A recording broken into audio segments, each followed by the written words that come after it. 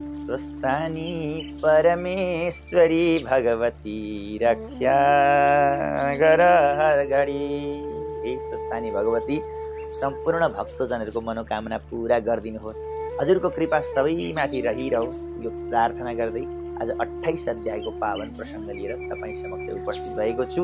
28 अध्यायमा के कस्ता प्रसङ्ग रहन्छन्, के कस्ता प्रसङ्गहरू छन्, त्यो म यहाँहरूलाई पस्किनेछु। त्योभन्दा पूर्व यहाँहरूले हातमा पुष्प लिएर भगवती स्वस्थानीका चरण कमलमा, भगवानका चरण कमलमा आउनुहोस्, पुष्पाञ्जली गरौँ। पुष्पाञ्जली भन्दा पनि पूर्व तपाईँले अहिलेसम्म पनि हाम्रो च्यानल सत्सङ्ग मार्ग टेलिभिजनलाई सब्सक्राइब गर्नुभएको छैन भने सब्सक्राइब गर्नुहोस्। म यहाँलाई अनुरोध गर्छु, छेउमा रहेको सब्सक्राइब बटनमा थिच्नुहोस् र अलमा थिचिदिनु होला है। घन्टीमा थिचेर अलमा थिच्नुभयो भने यहाँहरूले हामीले सम्प्रेषण गरेका भिडियोहरू सहज रूपमा प्राप्त गर्न सक्नुहुनेछ र पुरा भिडियो साथसाथमा हेर्नुहोला।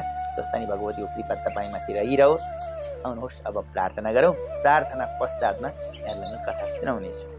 यं ब्रह्मा वरुणेन्द्र रुद्रमरुतस्तुन्वन्ति दिव्यैस्तवैर् वेदै साङ्गपदक्रमोपनिषदैर्गायन्ति यं सामगा। ध्यानावस्थिततद्गतेन मनसा पश्यन्ति यं योगिनो यस्यान्तं न विदुषुरासुरगणा। देवाय तस्मै नमः। श्रीमच्चन्दनचर्चितो जलवपु शुक्लाम्बरा मल्लिका मालालङ्कृतकुण्डला प्रविलसन् मुक्तावलीशोभिता। सर्वज्ञाननिदानपुस्तकधरा रुद्राक्षमालाकरा। वाग्देवी वदनाम्बुजे वसतु मे त्रैलोक्यमाता चिरम्। मूकं करोति वाचालं पङ्गुं लङ्घयते गिरिं। यत्कृपातमहं वन्दे परमानन्दमाधवम्। नमो भगवते तस्मै व्यासायामिततेजसे यस्य प्रसादात् वक्ष्यामि नारायणकथामिमाम्। नारायणं नमस्कृत्य नरं चैव नरोत्तमं देवीं सरस्वतीं व्यासं ततो जयमुदीरयेत्।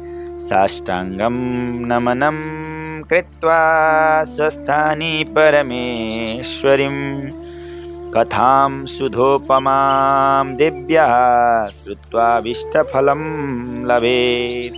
स्वस्थानी परमेश्वरी देव्यै नमो नमः।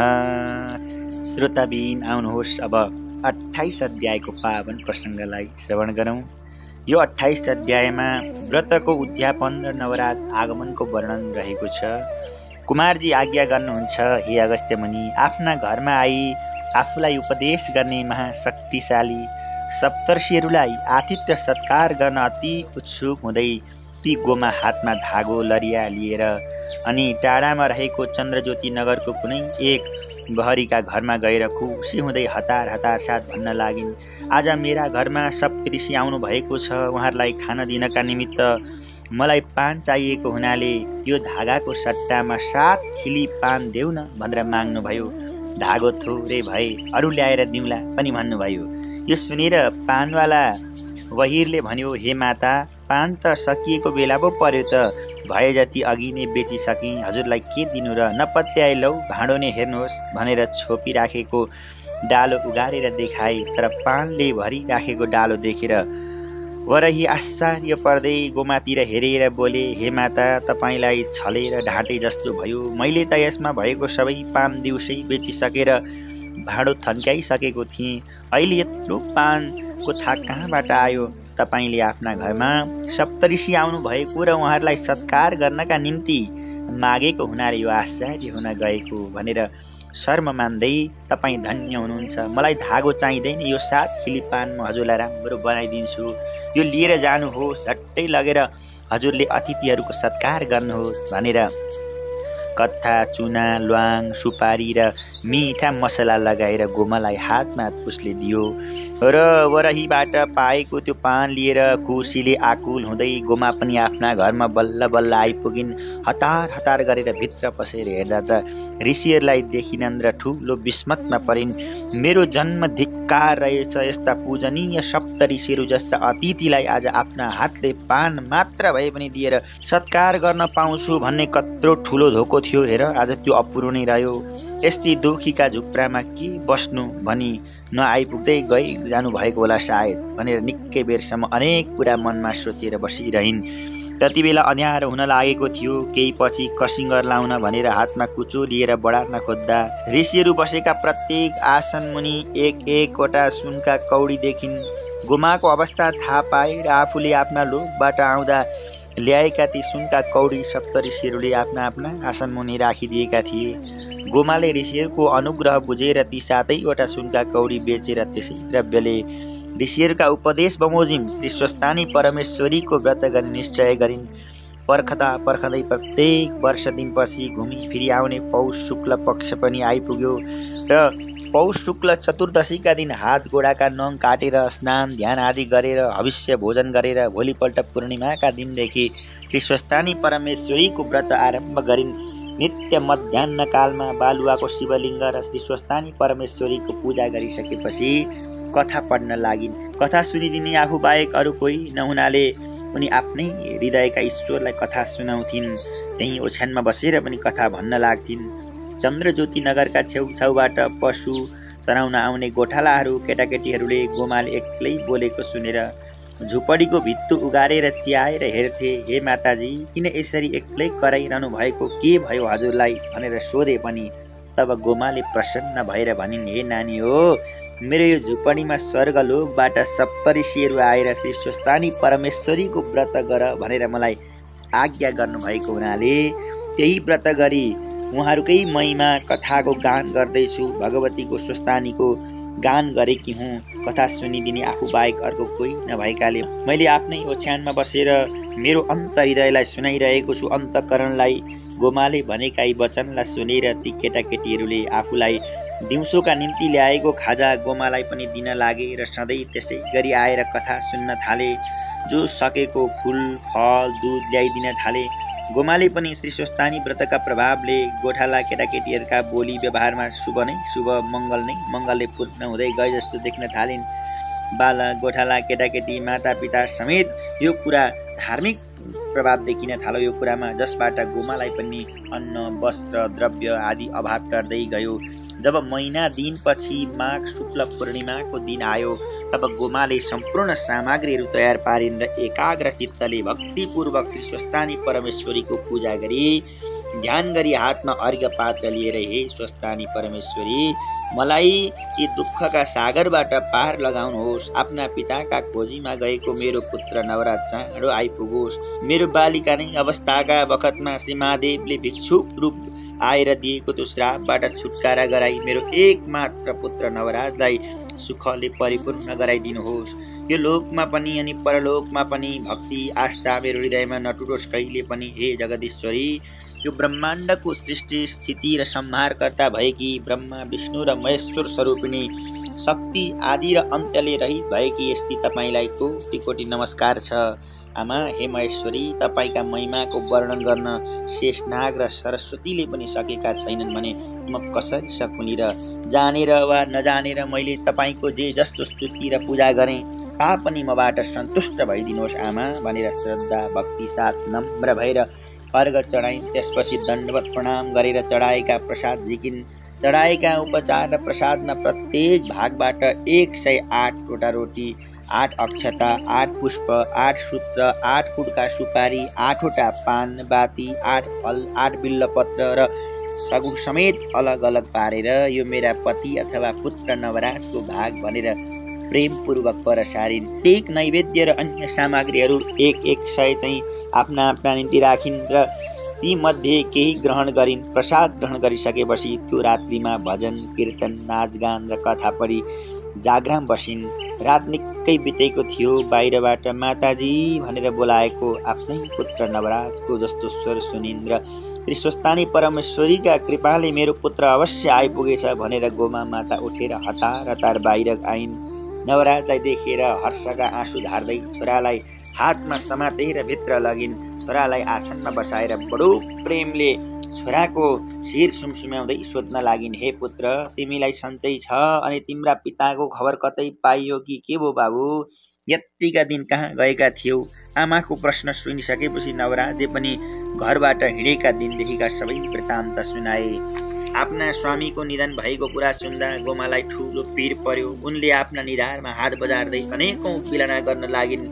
निर्विवेकी विधाताले 10 वर्षका उमेरमा 80 वर्षका वृद्धसित विवाह गराएको, वृद्ध भएका माता पितालाई आफूले माइतमा छोडेर आएको, माइती गाउँ ब्रह्मपुर निवासीले खबर पठाएर आफूलाई विदा गरेकै दिन आफ्ना माता पिता परमधाम गएको कुरा थाहा भएको, आफ्ना घरका गरिबीले गर्दा आफूलाई त्यो अवस्थामा छोडेर वृद्ध शरीरका पति भिक्षाटनका लागि हिँडेको, छोरालाई जन्म दिएर अर्काका घरमा गएर दान मागेर बनिबुतो गरेर बालक छोरो हुर्काएको र आफ्नो यो अवस्थामा नै पति वियोग हुनु परेको आदि कुराहरू मनमा खेल्न थालो। मन पोल्छ सज्जन, के गर्नु? एकमाथि अर्को वज्र थपिँदै जाँदा कसरी हृदयले पनि सहन सक्छ होला र? हे स्वामी, भिक्षाटनमा जान्छु, हामीले गर्ने जातक छैटी न्वारान आदिका निम्ति र सुत्केरीलाई खुवाउने पियाउने धन लिएर आउँछु भनेर जानुभएको थियो होइन हजुर? मलाई एक्लै पारेर अहिले कहाँ जानुभयो? हे नाथ, हजुर बिना मेरो प्राण कसरी रहला र? म यहाँ छोडेर हजुरलाई कहाँ बस्न सक्छु र? यो बिरानो ठाउँमा एकान्तमा गएर रूपबाट झरेर देह बसान भएछ हजुरको। त्यो बेला कति कष्ट भयो होला हजुरलाई। हे दैव, मलाई पनि बरु मेरा पतिसँगै पुर्याइदेऊ, अब मलाई बाँच्ने कुनै इच्छा छैन भनेर रुँदै भुइँमा लडिन्। आमाको त्यो अवस्था देखेर नवराजले पनि धैर्य भएर भन्न लागे, हे माता, संसार असार छ, यो सार रहित छ। यहाँ जन्मिएपछि एक दिन मृत्यु अवश्य हुन्छ। यस्तो हुँदा शोक गर्नु वृथा छ आमा।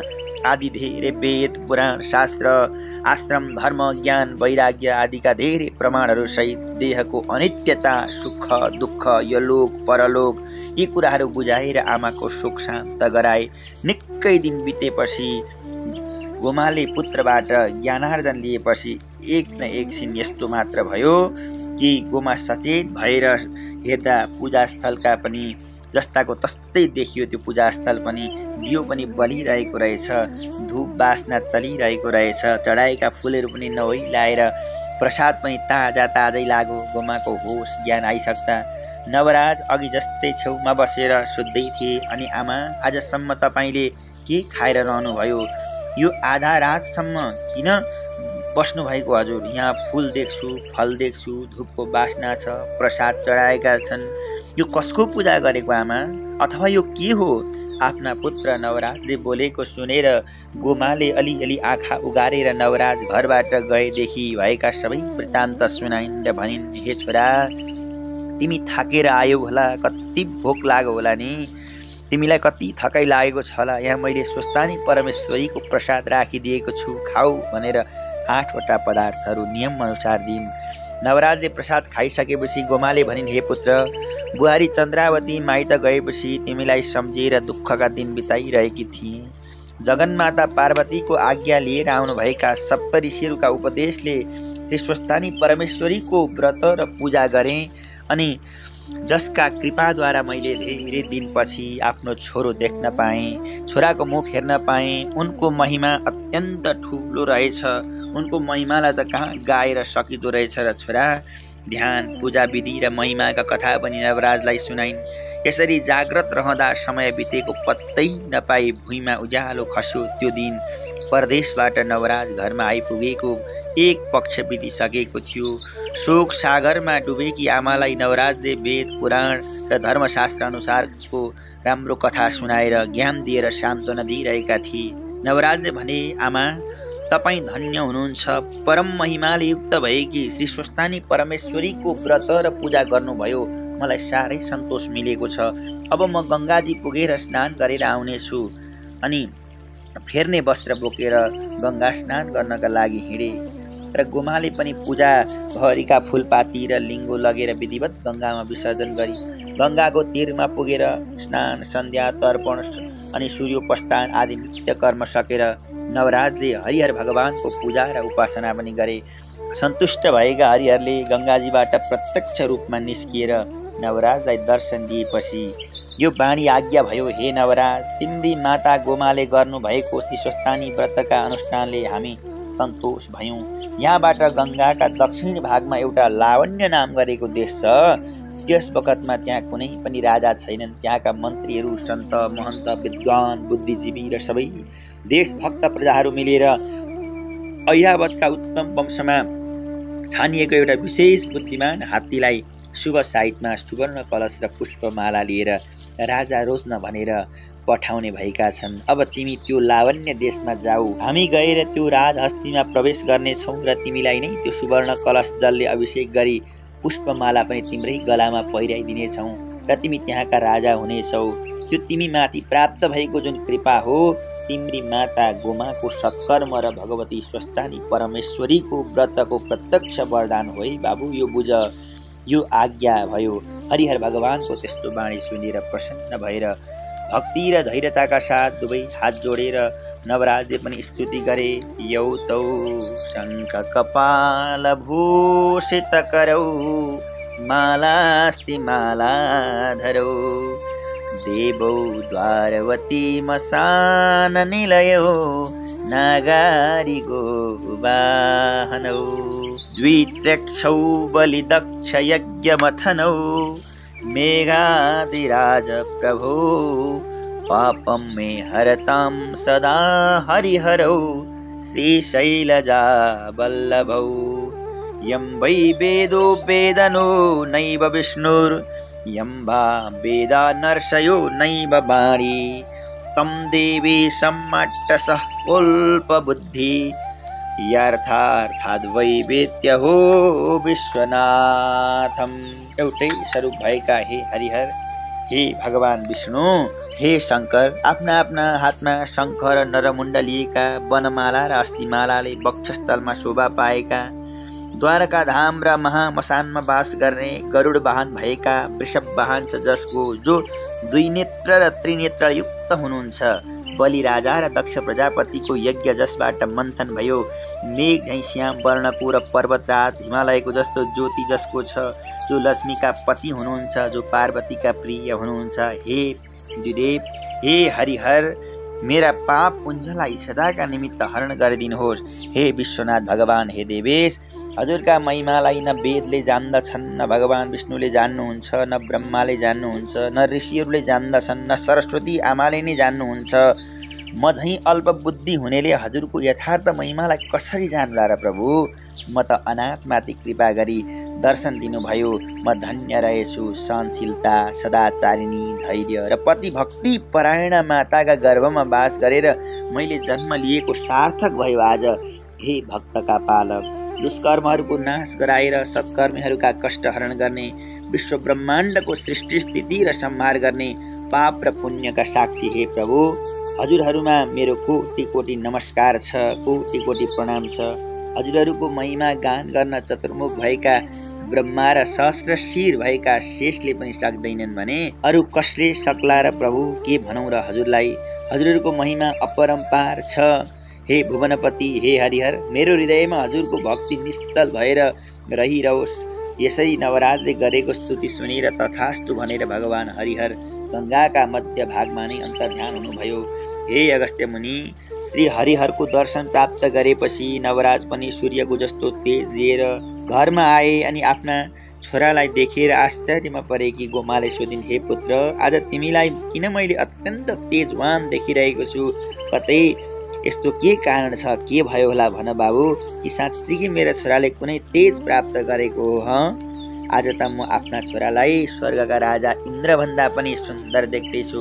आफ्नी आमाका यी वचन सुनि आफू एका बिहानै उठेर गङ्गा नुहाउन गएको र उहाँ भगवान विष्णु र शिवको एउटै रूप हरिहर भगवानको प्रत्यक्ष दर्शन पाएको कुरा बताए।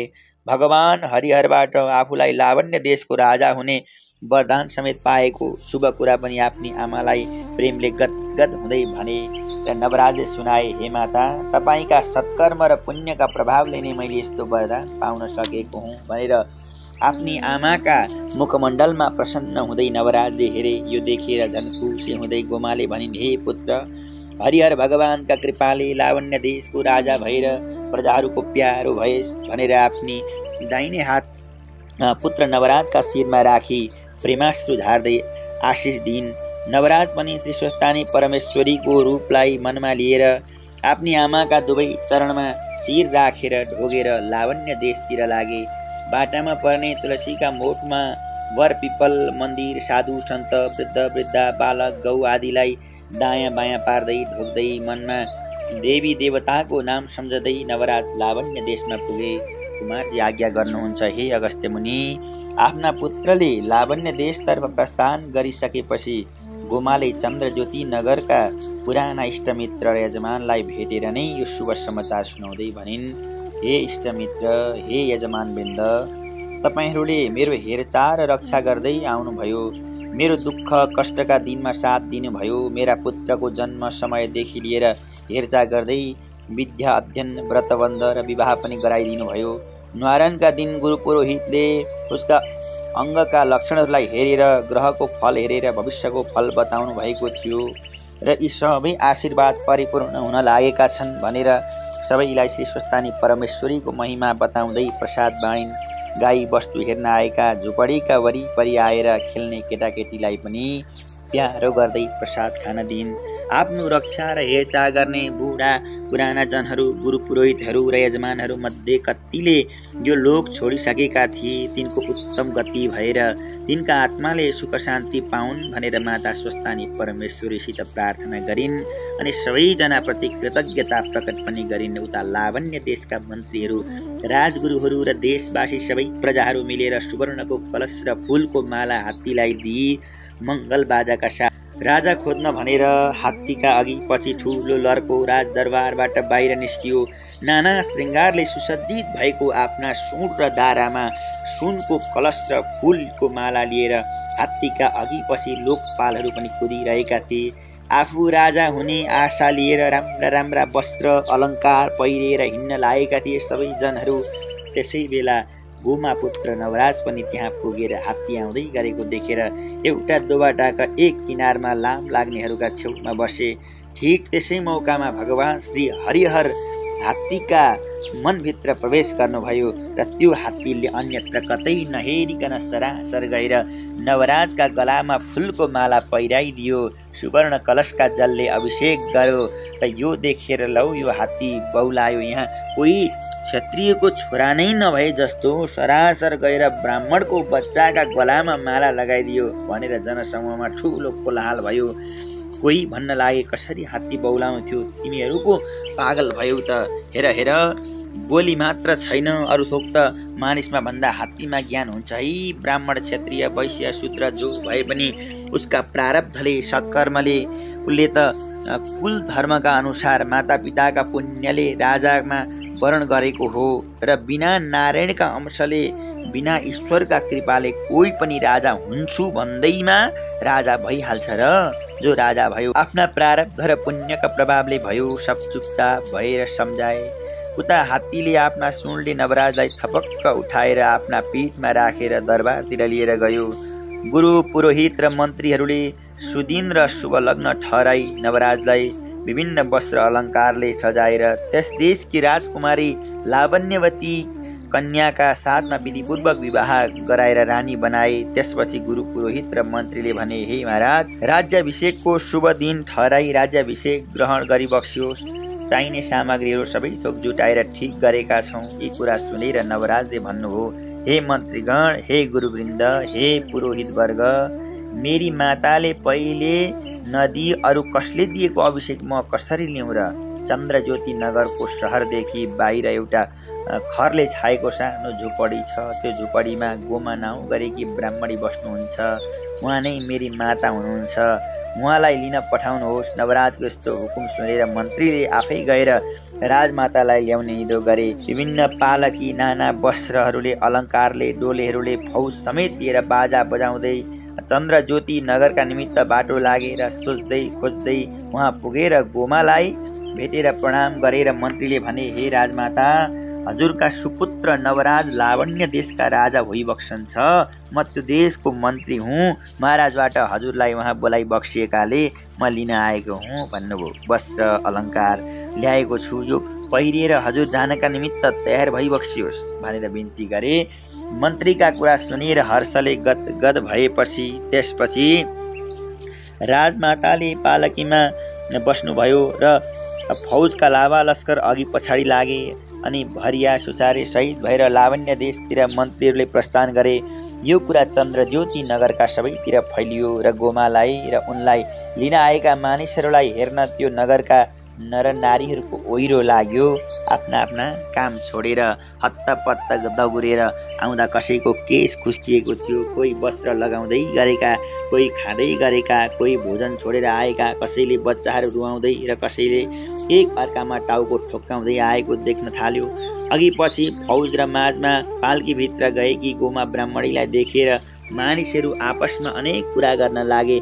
गोमाले सधैँ धागो काटेर अर्काको ढिकी जाँतो गरेर जस्तै दुःखका साथ घडीमा पनि धैर्यलाई कहिले नछोडिकन बचपनदेखि नै दुःख सुख सबै भोगेर उनी अगाडि बढिन्, सत्कर्ममा दृढ रहिन्। आज राजमाता हुन गई छोरो राजा भएको देख्न पाउँदा सबैले एक अर्कामा खुसी भएर चर्चा गर्न लागे। उता गोमा पनि बिस्तार बिस्तार लावण्य देशको नजिक पुगिन् र आफ्नी आमालाई पुग्न लागेको खबर पाई नवराजले पनि हात्ती घोडा र अरू थप फौजका साथमा आमाको स्वागतका निम्ति परसम्म लिनका लागि आए। त्यस बखतमा नाना मङ्गलवाद्य गीत नृत्य आदिका साथमा लाजा अबिर र पुष्प वर्षाका साथमा माताजीलाई दरबारमा पुर्याएर साष्टाङ्ग दण्डवत गरेर नवराजले भने, हे माता, हजुरका पुण्य प्रताप र श्री स्वस्तानी परमेश्वरीका कृपाले भगवान हरिहरका दया दृष्टिले आज म लावण्य देशको राजा भएँ। धन्य मेरी आमाको तपस्या र सत्कर्म। हजुर जस्तै पुण्य कीर्ति माताका पवित्र कोखमा बास गरेका छोराछोरीको भाग्य अवश्य नै महान हुनेछ। माता, अब म हजुरका हातले मलाई राजगद्दीमा आसीन गराई वेदका मन्त्रले पवित्र भएका कलश जलद्वारा मेरो राज्याभिषेक हो। छोराको वचनलाई सुनेर श्री स्वस्तानी परमेश्वरीको स्वरूपलाई आफ्ना हृदयमा लिएर गुरु पुरोहितद्वारा ठहराइएका सुदिन र शुभ मुहुर्तमा सुवर्णमय सिंहासनमा बसाली राजा रानी नवराज र लावण्यवतीको गोमाले विधिपूर्वक राज्याभिषेक दिन। त्यसपछि राजा रानीद्वारा गुरु पुरोहितलाई भोजन दक्षिणा र गरिबहरूलाई अन्न वस्त्रद्वारा सन्तुष्ट गराएर सारा राज्यभरिका असहाय र अनाथहरूमा समेत अन्न वस्त्र बाँडेर देशभर नै उत्सव मनाउने हुकुम भयो। श्री स्वस्तानी कथाको यो पावन कथालाई हामीले यहाँसम्म श्रवण गऱ्यौँ। श्री स्कन्द पुराणे श्री केदारखण्डे माघ महात्म्ये कुमार अगस्त्य संवादे श्री स्वस्तानी व्रत कथायां वरप्राप्ति नवराज गृहागमन वर्णन नाम अष्टाविंशोऽध्याय अर्थात् 28 अध्यायलाई यही विश्राम गर्दछौँ। सज्जन, अत्यन्त दुःख पाइन् गोमाले र आज छोरो राजा बनेर आउँदा उनलाई कत्रो हर्ष भयो। आमा बुबा सन्तानको प्रगति देखेर, सन्तानको उन्नति देखेर आमा बुबालाई कस्तो भाव विभोर बनाउँछ, आमा बुबाको हृदय कति पुलकित हुन्छ भन्ने कुराको एउटा ज्वलन्त उदाहरण पनि हो र यो पावन कथा हामीले श्रवण गऱ्यौँ। अब आउनुहोस् तपाईँ हामी मिलेर फेरि कथाको विश्राममा हामीले प्रार्थना अवश्यमेव गर्नुपर्ने हुन्छ र यहाँहरूले पनि ध्यान दिएर कथा सुन्नुभयो। यहाँहरूले कथा सुन्नुभयो, यहाँहरू धन्यवादका पात्र हुनुहुन्छ। कथालाई कहिल्यै बिचमा छोडेर हिँड्नु हुँदैन, आधा भाग मात्र सुन्नु हुँदैन, यहाँहरूले पुरा सुन्नुभयो, यहाँलाई धेरै धेरै धन्यवाद। हवस् त आउनुहोस् अब प्रार्थना गरौँ, पश्चातमा फेरि हामी आजको कथालाई विश्राम दिनेछौँ। ओम उपनयतु मङ्गलं सकल जगन्मङ्गलालयः श्रीमान् दीनकर किरण नवोदित नवनलिनदल निवेक्षणः श्रीकृष्णः काले वर्षतु पर्जन्य पृथिवी सस्यशालिनी देशोऽयं क्षोभरहितो ब्रह्मणा सन्तु निर्भयः अपुत्रः पुत्रिणः सन्तु पुत्रिणः सन्तु पौत्रिणः निर्धना साधना सन्तु जीवन्तु शरदां शतम् तत्रैव गङ्गा यमुना च तत्र गोदावरी सिन्धु सरस्वती च तीर्थाणि सर्वाणि वसन्ति तत्र यत्राच्युतोदारकथा प्रसंग या कुन्देन्दु तुषारहारधवला या शुभ्रवस्त्रावृता या वीणा वरदण्डमण्डितकरा या श्वेतपद्मासना या ब्रह्माच्युतशङ्कर प्रभृतिभिर्देवैः सदा वन्दिता सा मां पातु सरस्वती भगवती निःशेषजाड्यापहा कायेन वाचा मनसेन्द्रियैर्वा बुद्ध्यात्मना वानुसृतेः स्वभावात् करोमि यद्यत् सकलं परस्मै नारायणायेति समर्पयेतत् अनन्यचेतसा भक्त्या श्रुतं यच्च कथामृतं समर्पयामि तत्सर्वं स्वस्थानीं परमेश्वरीं। श्री स्वस्थानी परमेश्वर्यै नमो नमः। अज्ञानी छौं अधम छौं पटमूर्ख नै छौं जस्तै भए पनि प्रभु शरणागति छौं जस्तै भए पनि हजुर शरणागति छौं।